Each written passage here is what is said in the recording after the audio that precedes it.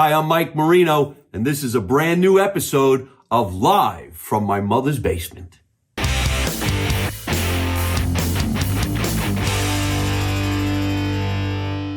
Good evening, ladies and gentlemen, and welcome to another edition of Live from My Mother's Basement. And yes, we're in the basement.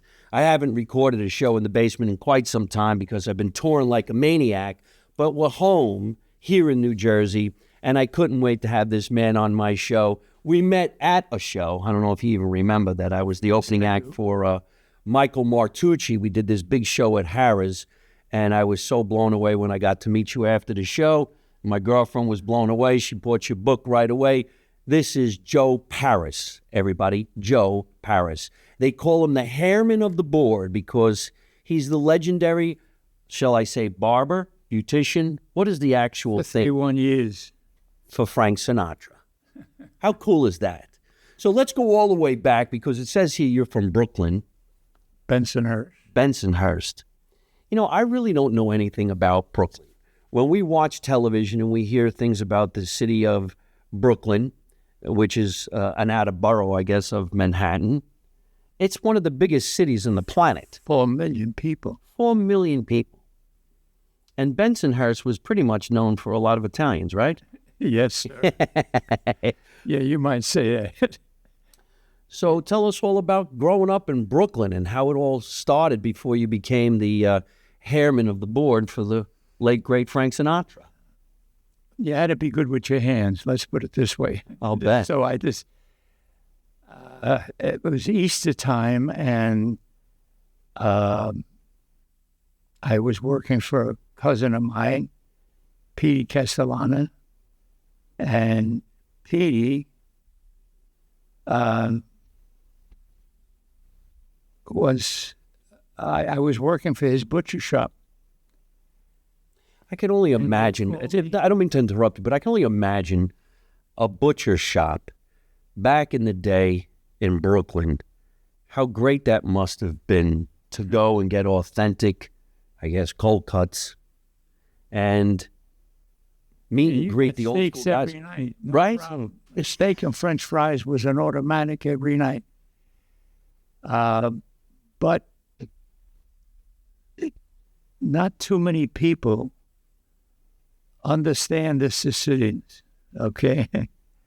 And when a Sicilian sets himself on something, there's nothing Sinatra was my idol. Right.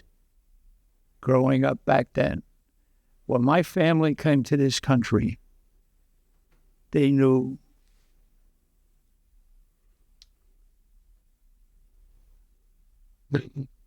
growing up Italian, okay, how you respected each other, each other's home. You never took advantage of a relative or a friend. But there were times where my family bailed me out of many problems. Right. I can't wait to get into the problems. Because when you say the word Sicilian, we got to explain that to a lot of people who are watching. Supposedly the Sicilians are different than, let's say, my family, which is Bruzzese. And what is your family, Sicilian? Yeah. Yeah? Both sides. Both sides. Oh, so you're full-blooded Sicilian. Yeah, you might say that. Kind of gave me that look, you might say that. My mother's from Abruzzo, and my father is Abruzzese as well. And that supposedly was always the reason why we had light-skinned and blue eyes in the family. No, we were black eyes more often than most times. And thick black hair. Well, because that's how they got the word, I want to get paid as the day goes by. All right, Dago. I haven't heard that term in quite some time. They would get shortchanged. They would work all week and not get paid. Right. So they were changing their name to Irish. And everybody had a godfather. Mine was the original one, unfortunately. Oh, is that right? What is your last name? My last name was Gordinetti. Gordinetti? I won a contest in Brooklyn for hairstyling. Right. And the guy offered me $200 a week if I would work for him. And I just won a hairstyling contest. And I worked for him. He says, but we got a problem. My name is Joe Santavasco, but I can't have two Josephs in my beauty salon. Right. So I'm going to call you Paris. I said, call me anything you want for $200 a week. You know, I didn't care. That's how you got that name? Yeah, because Joe Santavasco couldn't have two Josephs. I says, for $200 a week, call me anything you want, Pally. And that was it. And that stuck all this time? Paris? Yeah, but then I won a trophy, and I had to live up to that trophy. Right. So then I went to work at the House of Revlon, where the women come in, you know, they would tip you $100. You know what I mean? Right. At the House of Revlon. And Charlie Refson built this for his girlfriend, a $5 million beauty salon. If I wanted to open my own salon, I could never do it because I can't compete with the House of Revlon. Where exactly was the House of Revlon? On Fifth Avenue, 666 Fifth Avenue. In the city? In the Fifth Avenue. Man. Wow. 53rd. The House of Revlon. What year was that? 55. 55. Yeah. Revlon. That went on to, it's still around, right? Sure. But the women that they had coming there, they would tip you $5, not $1. Mm-hmm. And change. And, you know, you would carry on like, what's change? You know, these silent tippers. I like the silent tippers, I used to tell them. Paper. Yeah. Dollars. Yeah. Hey, that's smooth. It's a silent tipper. You can hear change going in, but the paper, can't hear that. I want a silent tip. I don't want to know that went into my pocket. That's great. How interesting that the House of Revlon. So that's where you went after you were cutting hair with the guy who called you Paris? The guy who called me Paris, after that I went to Revlon. Right. Sure. So where was the salon where Paris was cutting? Where he named you Paris? In Brooklyn? The name evolved from Brooklyn. Yeah. I was ricocheting from beauty salon to beauty salon. They tell the guy I'm a hairdresser 3 years. Meanwhile, I was just out of beauty school. Why don't you tell me you were just out of beauty school? From $75 a week, it went to $40 a week, $35, I think it was. And it was good money in those days. You remind me of Michael Tommy when you keep going like this. It's the silent tipper. The silent tipper. Wow. I can only imagine what it would have been like to grow up in Brooklyn back at that time. People were probably nicer to each other. The streets were cleaner. You ate better. I was working in P.D. Castellano's butcher shop. And what happened was, from working in his shop, there was an Italian restaurant next door called Carolina's and Mermaid Avenue, Coloniana. And Easter time, the Italians eat lamb. 6 o'clock at night, I get a phone call. Joey, we need you. Come back to the restaurant. I go back there. And as soon as I walk in the restaurant, the people in the restaurant start booing me. I said, what the hell did I do? I put on a clean apron for them. I walk in, and they're booing me. They take me to the back room. Now, I used to deliver, I was a delivery boy. I wasn't a butcher. I used to deliver the meat. Long story short, he said, Joseph, we got something for you to do. Come in the back.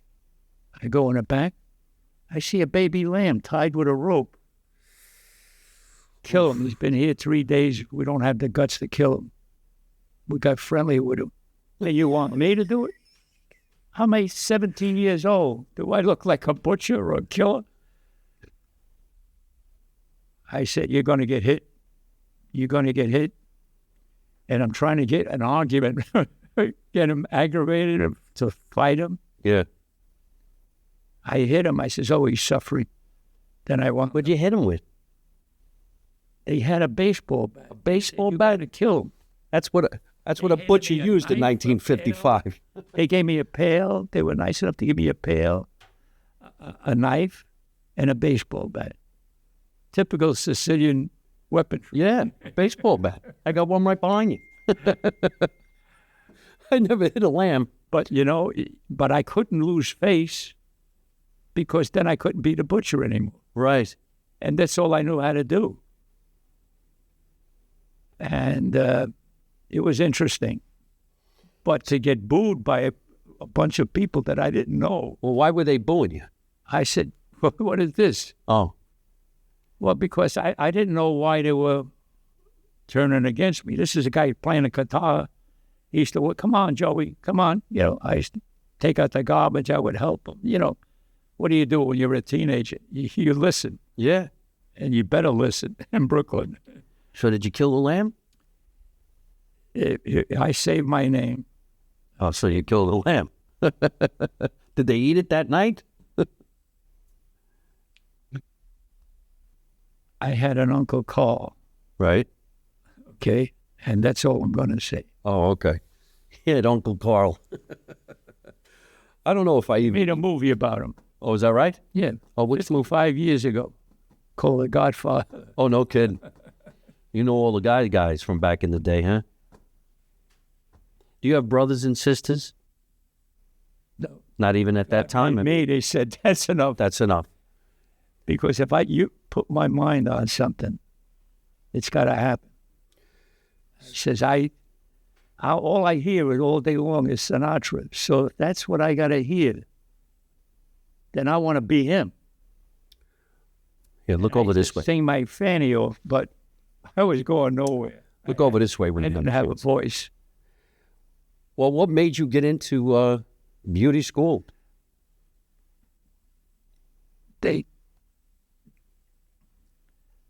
I told my father I wanted no part of the butcher business. Right. After that incident with the lamb. Right. And I said, when I killed the lamb, I said, I got to be, I don't want to be, I don't want to be somebody wannabe. I want to do my own thing. Right.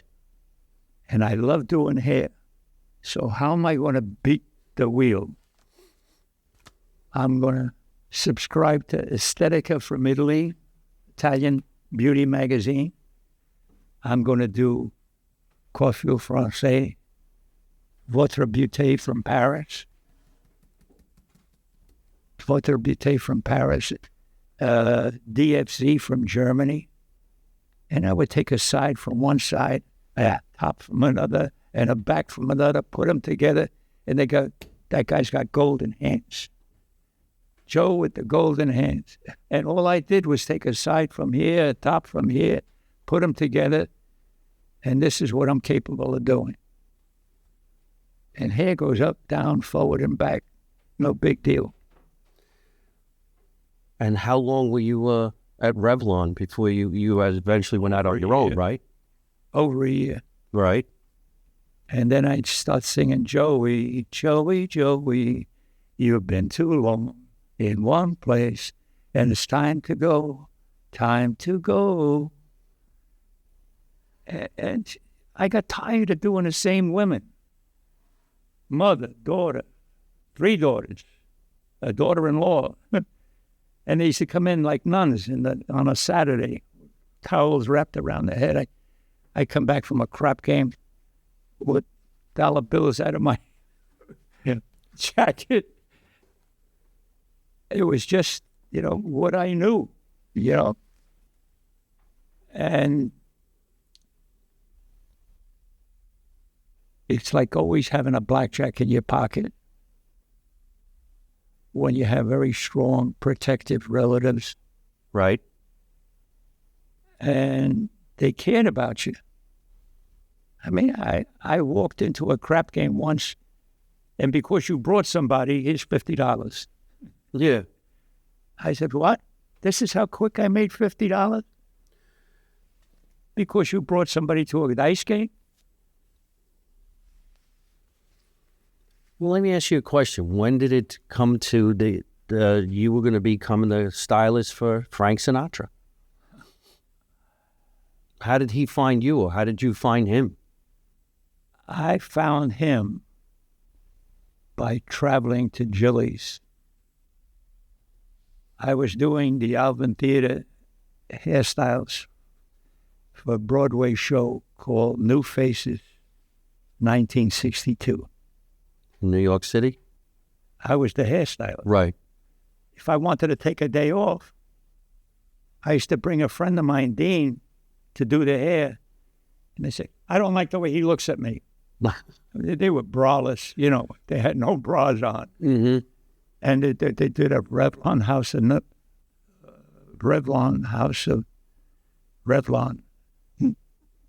scene during a New Faces 62. Right.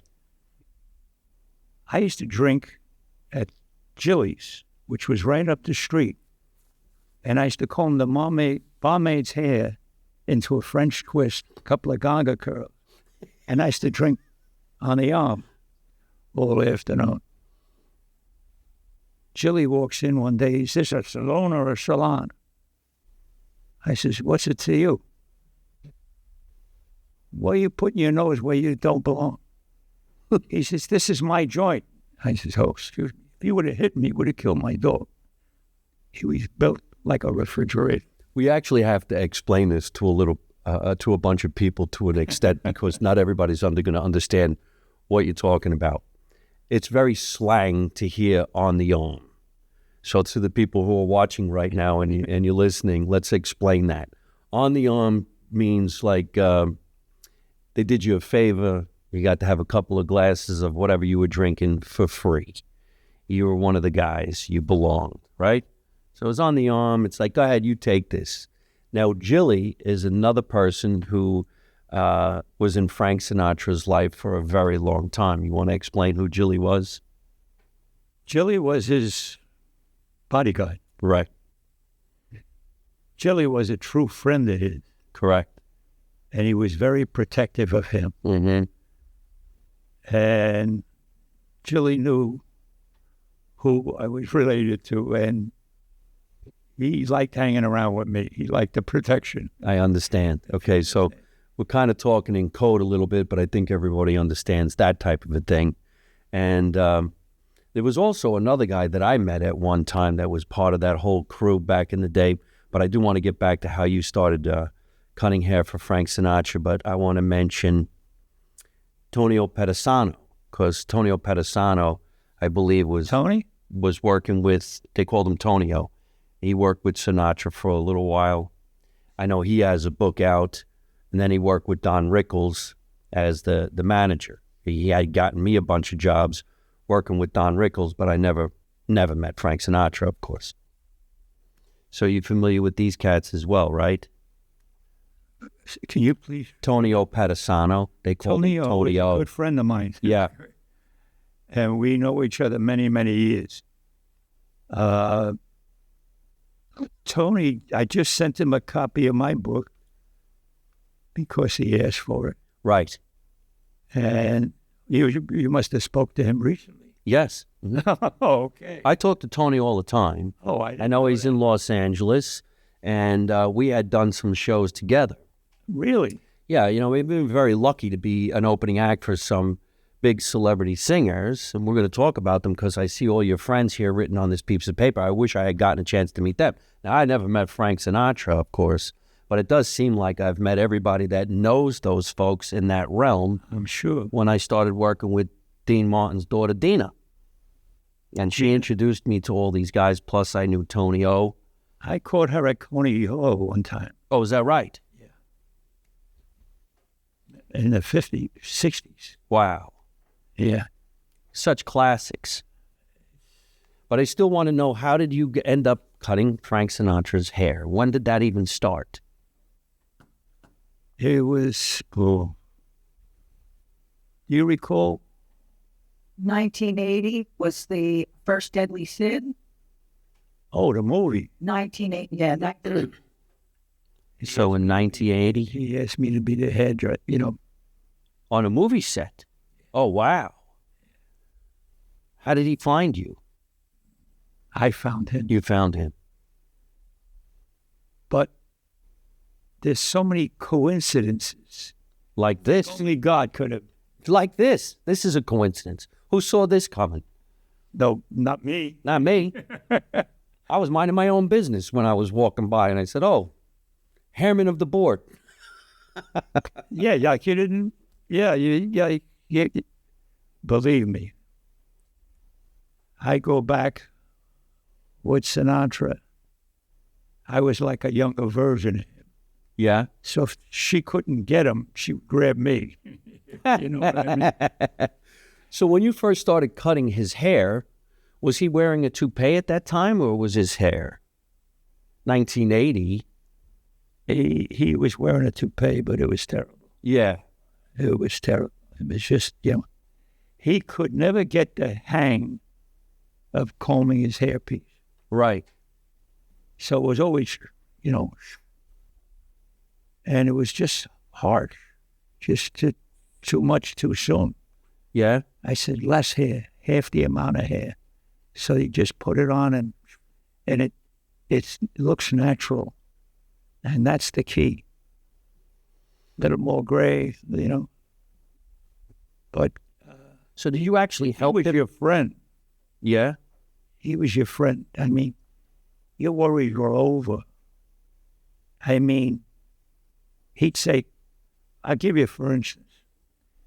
I says, I think the bones of my ears are expanding. I says, and I got to go to a hearing doctor. And I was just starting to do the movie. Go to my guy. I got the best guy. Now, he didn't have to do that. Right. I go to his doctor's office on 57th Street. And there is Henry Kissinger sitting down, waiting to see the doctor. As soon as I get there, you can go in now, Mr. Parrish. I said, do you realize who you have outside? You got Henry Kissinger. He said, I know, but he's a pain in the tuchus. No shit. I said, what's the matter, doctor? Can I help you? He says, well, he asked my opinion. I tell him what my opinion is. And then he goes ahead and goes to another doctor and finds out what their opinion is. Right. And then he compares the two answers. And then he breaks my chops. Let him wait. Yeah. Second opinion. Absolutely. Well, look at that. Kissinger. Absolutely. The kid from Benson. You step right in front of Kissinger. Again. Struck again. All right. Well, listen. But things just kept falling into place for me with him. Every time somebody would screw up, I would kind of save the day somehow. Or had the chestnuts that... Chestnuts. I love your slang. The chestnuts on the arm. You didn't want me to... Coliones. With a T, Coliones. Exactly. I couldn't come with Gugliona, who had the biggest pair of Coliones. But it was fun time. Did you also cut his hair in his live shows? Like, let's say he was playing Carnegie Hall or Madison Square Garden. Were you back there? Of course. Oh, that must have been fantastic. I had to put it on him in the morning. If not, he did it sideways. Oh. I mean, it would just go like this and like this. You can't go out like that. Yeah. It takes a little more than that. He just... So you actually knew what he looked like when he didn't have a toupee on. Of course. Yeah. Most people don't even know what that might have looked like. I don't think anybody knows what that looked like other than you. Nobody ever saw him. Without it, right? No. Interesting. No. So you would cut the hair down the back and the sides, but the toupee is what, maybe he had a multiple ones. You made it? Are you kidding? He told me the first day I met him, he said, I want 2 for Lake Tahoe, 2 for Palm Springs, 2 for L.A., 2 for Palm Springs. I said, oh, slow down. Take it easy. You don't need that many. I want it. Vine, why don't you make more for him? I said, I love the guy. I can't take advantage of him. And you can't. If you really respect somebody and he's your idol, you're not going to do anything to hurt him. Well, I mean, you can't be a bad human being. Sure, of course. Because it'll turn around and bite you in the tuchus. You ain't kidding. And there's another slang word from back in the 50s, the tuchus. He wanted you pure, honest, and it's good to be wanted. So what did he You do? were shooting a scene on 72nd Street with 3 make-believe soil Madonnas. That's what he would call them. What is that? Prostitute. Oh, really? A soiled Madonna? Soil Madonna. There goes another slang from back in the day. I never heard that term in my life. A soiled Madonna. They're all soil Madonna. Yeah, I guess. Henry, go round up some soil Madonna. And that was it. At the end of the night, everybody kept enlightened. Yeah. But it was it was just fun. He would say, Pat, go get some soil Madonnas. And Pat would, boom, come right back. Is that right? Yeah. It was amazing. What an amazing time. What an amazing career. So when you were working with him, were you also doing, your own salon? Did you work in other? I had my own salon. Yeah. And I was entering contests and stuff. And I just got more popular and more popular. And then the King of Morocco wants Frank Sinatra's hairdresser. Oh, no kidding. How'd he find you? Beats the hell out of me. But I go, and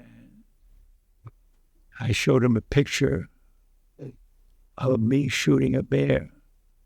He invites me on a royal hunt. Oh, no shit.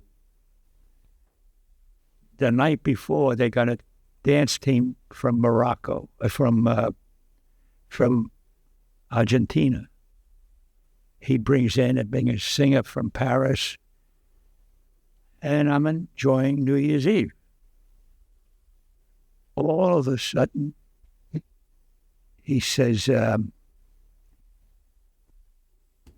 Joseph, I'm taking you on a royal hunt tomorrow. Okay, I showed him a picture of me shooting a bear. He shows me a library book this thick of every animal that lived in Africa that he shot. Can he shoot as good as he dances? He's a French. Did he have Like a lion? hammer. He says, better. Is the royal king, King Hassan II. His wife is hysterical at me dancing cha-cha mambo. Right. Carrying on. And they were applauding. The next day, the little short Frenchman says, can he shoot as good as he dances? Better, like a hammer. I said, I better be good. Yeah. I shoot a partridge, and I swing back and shoot a rabbit, and the rabbit goes tumbling over the road. Bon shot, Joseph, bon shot. I got all the Frenchmen applauding, standing up.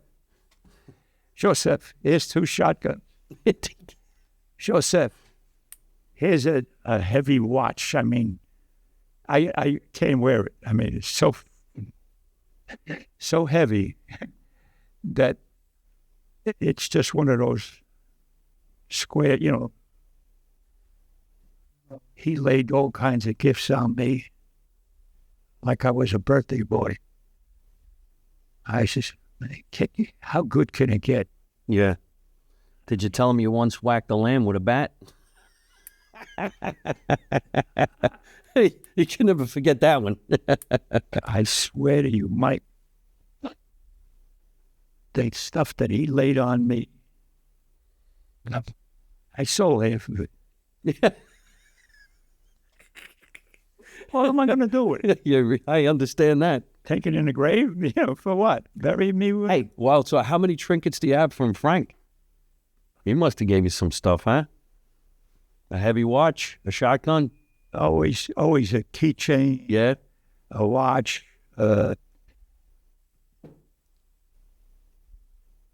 anything he did, I got first crack at it.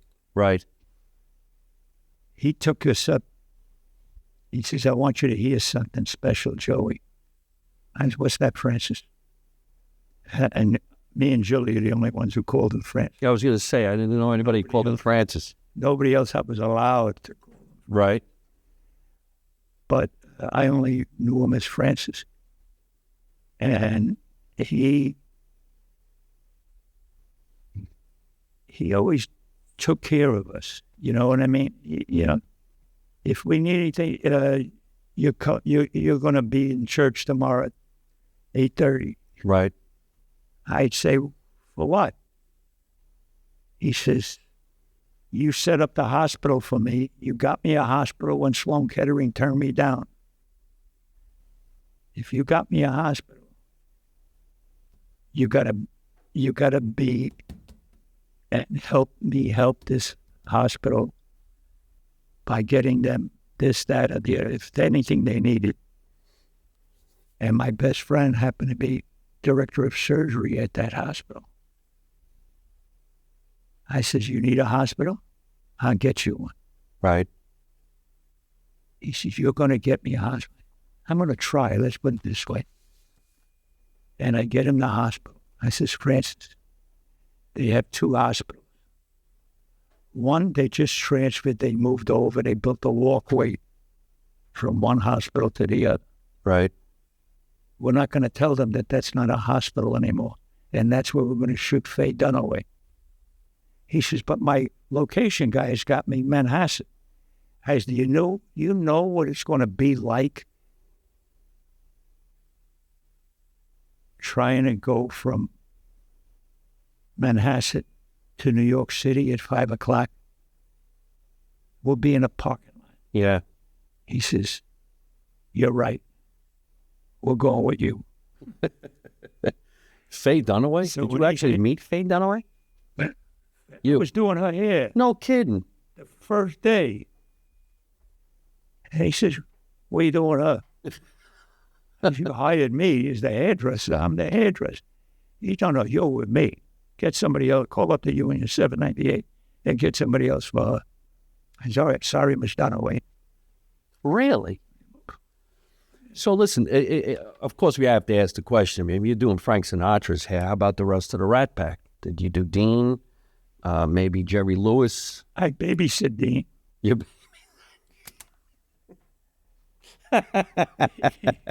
Was he really enjoying it? No, he really drank. Yeah.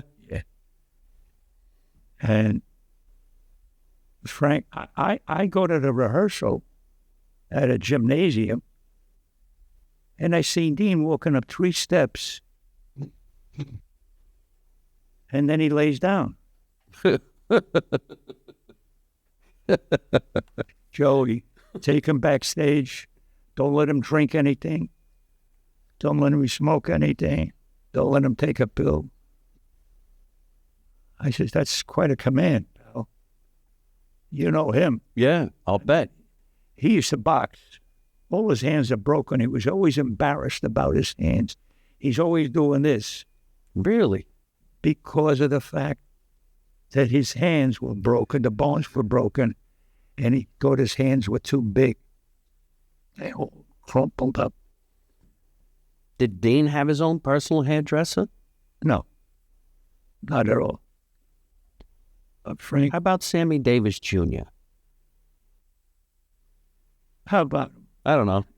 I figure maybe you... Bury him. He borrowed money from everybody. He Never did. paid anybody. These are the behind-the-scenes stories you really need to know. You're never going to see this in the movies. He says, like a devil worship. Is it? A Daco worshiper. Hey, you name it, all kinds of Yeah. ways to get stoned. How about Jerry Lewis? Do you talk to him? Do you get to meet him? Jerry Lewis. They never made up. No? Man. Never happened. Well, you got a lot of famous people that you got on this list over here. No. Those are just people that I wanted you to know since you were a comedian. This guy was a client of mine. Rip Taylor. He had a hairpiece too. Yeah. Is that right? I used to wear mine. Rip Taylor was hilarious. Of course, I don't know any of these comedians personally. Oh, but speaking of one comedian you probably do know that was opening for Frank quite often, Tom Dreesen. Tommy Dreesen. He's in Los Angeles. Okay. And he worked with Frank for a long time. Is that not correct? I don't know how long, but he worked for Frank. Yeah. I saw in a picture that he's one of the pole. He said he's the worst driver. He might be. He stopped driving when he was living in West Palm Springs. Right. So he stopped driving then. So when Tom Dreesen got him, he wasn't driving anymore. Oh, is that He right? was taking his life in his hand, Oh, wow. driving with him, Wow. because he would get lost. But he was getting dementia. We get a new road manager, Howard. What? No, I think I know his name too. He was in Miami, in Florida. He lived in Florida. Yes. He got a train set like Frank. Yeah. Just think. I think it's this guy's name. Did he do jail time for a while because he kept his mouth shut about something? What are we talking about? That was it. Elliot Weissman. Okay, so yes. Elliot Weissman did a year in a can. Okay. Yeah. I actually know this story because Elliot Weissman was managing some other comedians and then Peter Lemongello. And Peter Lemongello is my cousin, and Peter Lemongello Jr. is now being handled by Elliot Weissman. So I believe You're kidding. It's correct. Oh, I got to talk to Peter. This guy's a J.O. This is such old school, legendary people from back in the day, and I believe at that time Elliot Weissman was handling a lot of entertainers because of Frank. And who did Frank do a lot of shows with? The woman, the female. Her mother was famous, and then she became famous. Who am I thinking of? Maybe you know her too. You have to. They did a live shows together. Who? What's it? Oh, geez, what? Judy Garland's daughter. Who's Eliza Minnelli. She still wants them to turn around and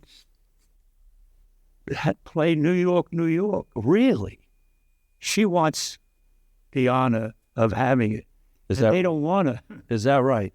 No. This is a lot of history, ladies and gentlemen. I hope you guys are watching and listening to. These are legendary stories about people who are icons that he was in the room with from time to time, not only as friends and colleagues, but as the guy who made them look good. He's sitting right here. He came down the basement. This is just unbelievable. So how do you know Peter Lemongello? Who do you think told him to get on television? Frank? You? No, me. Really? I says, I run He's TV watching. commercials. Peter, Right. I run TV commercials at 12 o'clock midnight. The minute it goes a minute over, the price doubles for the TV commercials. Right. So you can't get a hit record. He was my client of mine. I said, go do this. I go to see him. He don't even say hello to me. I wouldn't rat you out. I'm the guy who got you on television. Right. I thought some wise guys told him to get lost, and I never heard from him again. Yes. He went down to Florida. That's what I thought. Well, that's what our family thought. Isn't that amazing? All right, guys, listen. So to recap this history, Peter Lemongello did a infomercial back in the day. I think it was in the late 60s, early 70s. 60s. And the infomercial did so well, he sold 1 million albums and he was all over television once it happened. but you never know where it all came from. So now we're really finding out the behind the scenes of Joe told him, hey, why don't you give this a shot? This is before a credit card. You had to order, there was no such thing as the internet. There was no such thing as online. You had to order by money order or send a check. Wise guy. Imagine sending somebody a check. I thought they told him to get lost because all of a sudden I didn't hear from him. I know. He was a big name and then disappeared. His brother was You never know. You never know you're not secure. Oh, this is show business. You're not secure at all, ever. You're a hit on a Monday and nobody knows you on a Friday. To stay in the game as long as you have is extremely success.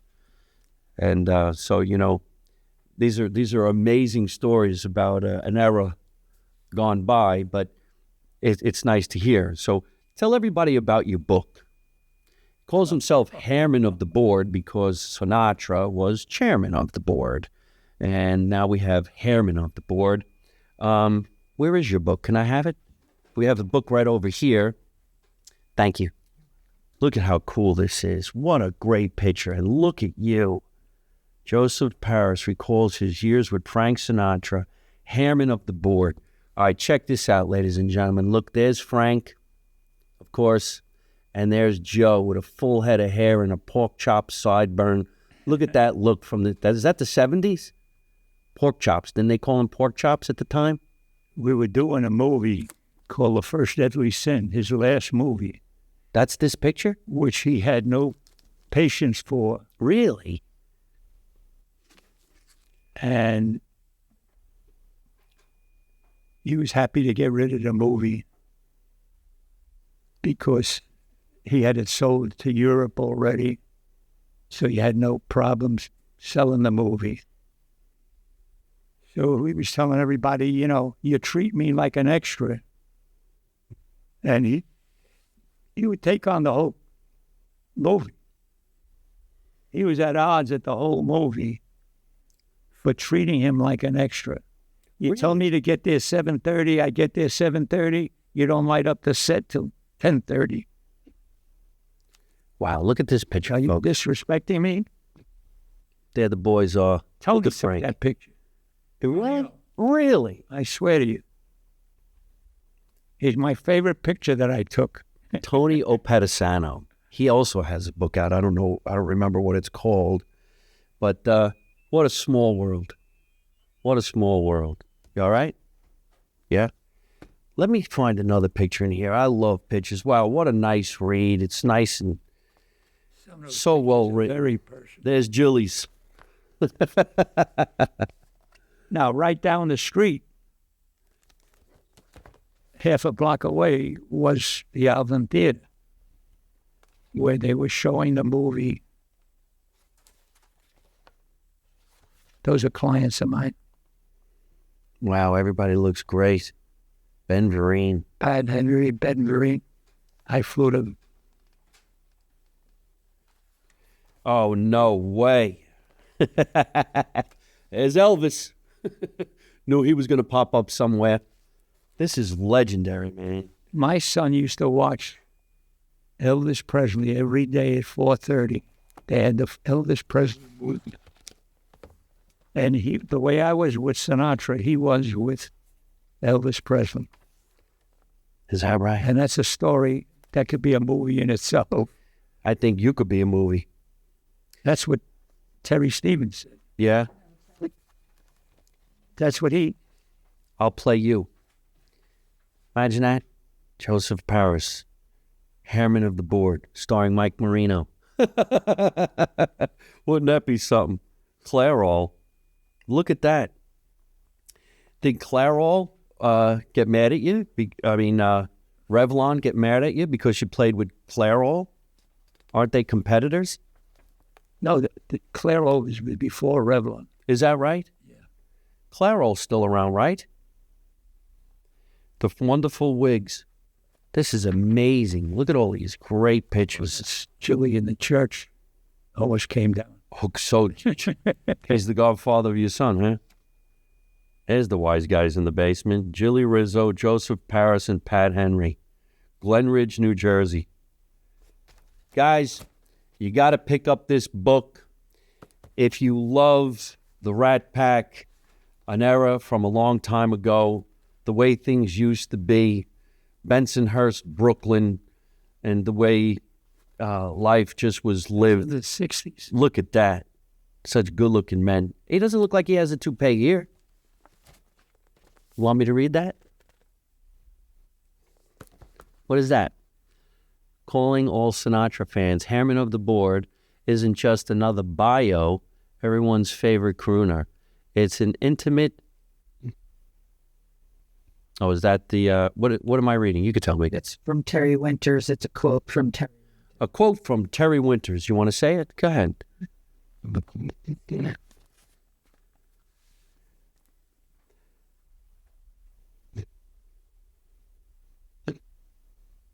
Oh, wow. Calling all Sinatra fans, Hairman of the Board isn't just another bio of everyone's favorite crooner.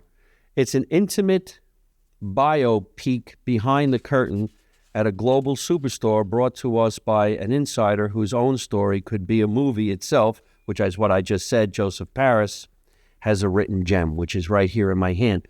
So why don't we tell everybody how they could pick up your book? Go to Joseph Paris, hairmanoftheboard.com. Joseph Paris, hairmanoftheboard.com, and you could pick up this book. It looks fantastic. You got some phone numbers here, too. I get a call from the King of Morocco, who wants my services. I get a call from Merrill Coma, who, from Washington, D.C., I have a VIP client that I would like you to take care of, Joseph. I said, great. She says, how much do you get a day? I says, it depends. United States, 1,000 a day. International flights, 2,000 a day. I figure if it's the king, why not? Right. Good to be the king. Yeah, I bet you it is.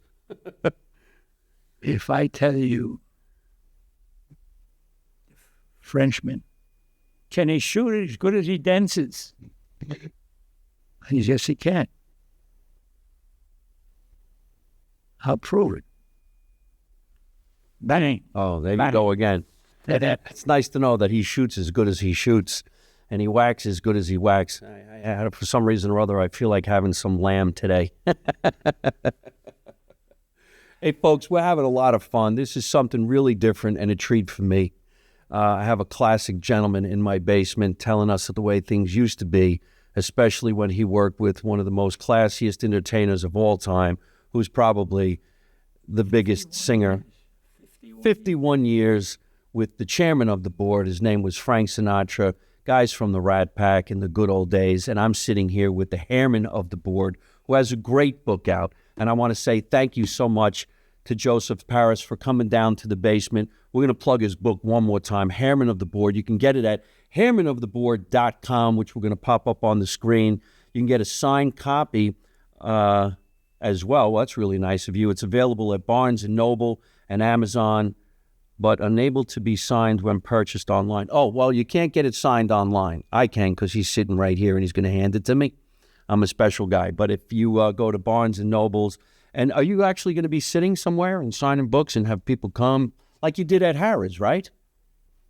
That's my lady. Oh, so where's the next one? The next one's at Count Basie Studio Where is the Count Basie studio? in Red Bank, New Jersey. Oh, you mean the theater? Yeah. Oh, wow. Count Basie Theater is one of the most prestigious theaters in the state of New Jersey. Of course, it's named after Count Basie himself, who I believe lived in Red Bank, because that's where the Count Basie Theater is. And what is the date? The 31st of May. Wow. Okay, so the 31st of May, which is at the end of this month, you guys could go down and say hello and meet Joseph Paris in person. And he's also going to be displaying the book on June 12th, Sinatra Park Amphitheater, 525 Sinatra Drive, Hoboken, where Frank Sinatra's from. I'm actually from Jersey City. And the book's going to be displayed in the museum. Oh, wow. The book is going to be displayed in the Hoboken Museum. Isn't that fantastic? You guys can get all this information. Just visit our friend Joe Paris at hairmanoftheboard.com. We got to get going. I want to thank Joe for coming down to the basement. And keep on watching. Every Tuesday night at 8 o'clock right here, live from my mother's basement, exclusively on my YouTube channel. I want to thank my producer, Tatiana Bluchel, for always making sure we have a great guest come down to the basement and putting out a great, great show. You can also listen to us on Italian American Radio in New York City. So let's make America Italian again, everybody. You know my motto. You don't know nothing, you don't see nothing, you don't say nothing. And how do I end every single one of my podcasts by saying the same thing along with my special guest? I'm going to whisper it to him. We're going to say it together. You ready? It's don't take no shit from nobody. Ready? We're going to say it together, me and you. Don't take no shit from nobody. You ready? Here we go. Don't take no shit from nobody. Hey folks, thanks for watching live from my mother's basement. I hope you enjoyed the show. And if you did, hit the word like and leave me a really cool comment. You can also subscribe to my YouTube channel so you don't miss any of the future episodes and you can watch some of the funniest videos on the internet. You can also listen to the show on Spotify or your favorite podcast app.